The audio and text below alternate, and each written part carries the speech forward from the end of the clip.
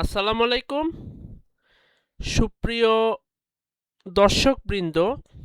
আমি আজকে আমার প্রিয় স্যার দেলোয়ার স্যারের এই স্পিক শিওর বই থেকে কিছু ভোকাবুলারি এবং প্রেজেন্ট ইনডিফিনিট টেন্সের স্ট্রাকচার এবং উদাহরণ প্র্যাকটিস করব। আশা করি সবাই আমাদের সাথে থাকবেন এবং ভিডিওটি সবাই মনোযোগ দিয়ে দেখবেন। চলুন সব স্টার্ট করা যাক।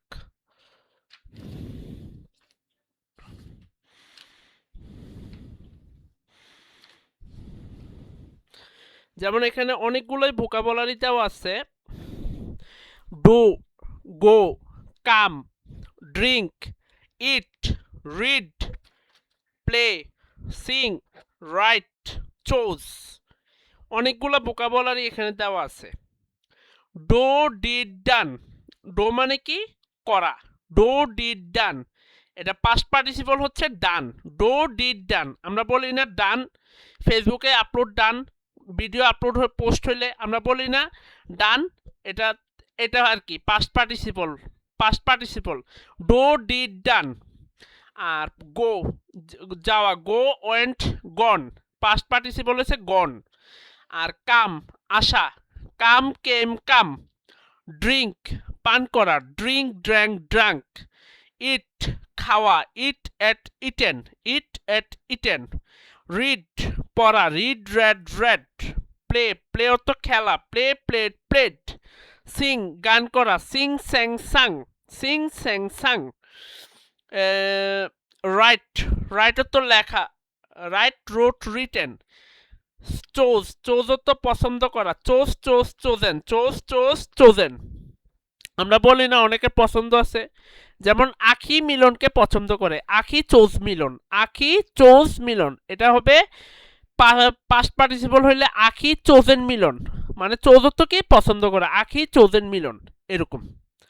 চলেন এবার আমরা প্রেজেন্ট ইনডিফিনিট টেন্সের স্ট্রাকচারটা মুখস্থ করি। যেমন একটা উদাহরণ বলি আমি। উদাহরণ যদি আমি বলি আই ডো ইট, আমি ইহা করি। আই ডো ইট, আমি ইহা করি। মানে এটাতে কি কি আছে? Subject, verb, S by S plus object. Subject plus verb plus S by S plus object. তাহলে উদাহরণটা কি দাঁড়াইলো আমার? আই ডো ইট, আমি ইহা করি। যদি বলা হয় আই ডো রাইট, আমি ইহা লিখি। আই ডো ইট রাইট, আমি ইহা লিখি। যেমন আই ডো, আমি করি। আই ডোন্ট ডো, আমি করি না। ডো আই ডো, আমি কি করি। ডোন্ট আই ডো, আমি কি করি না। যেমন যদি বলা হয় উই ডো, আমরা করি। উই ডোন্ট ডো, আমরা করি না। ডো উই ডো, আমরা কি করি, আমরা কি করি। ডোন্ট উই ডো, আমরা কি করি না। যেমন বলা হয় ইউ কাম, তুমি আসো। ইউ ডোন্ট কাম, তুমি আসো না। ডো ইউ কাম, তুমি কি আসো। ডোন্ট ইউ কাম, তুমি কি আসো না। এরকম। ঠিক আছে, আজকের মতো এই পর্যন্তই, আর বাড়াচ্ছি না। ভিডিওটা ভালো লাগলে লাইক কমেন্ট শেয়ার করবেন। এতক্ষণ সাথে থাকার জন্য ধন্যবাদ। ইনশাল্লাহ কালকে আবার নেক্সট পার্ট নিয়ে হাজির হব আপনাদের সামনে। সবাই দোয়া করবেন এবং কালকে পর্যন্ত যেন উপরওয়ালা আমাকে বাঁচিয়ে রাখে।